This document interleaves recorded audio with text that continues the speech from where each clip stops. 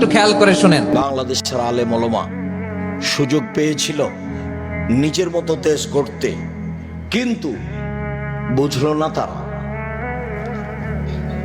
নিজ নিজ স্বার্থে নেমে গেল।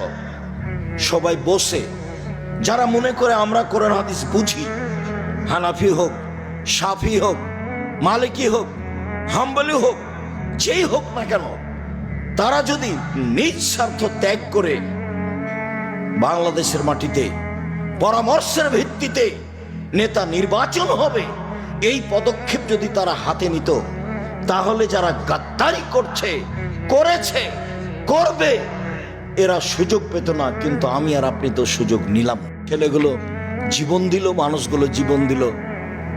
পানি লাগবে, পানি লাগবে, পানি লাগবে। সুযোগকে মাটির সাথে মিশিয়ে দিল। সবাই নিজ নিজ স্বার্থ নিয়ে চলল ধর্মের নামে।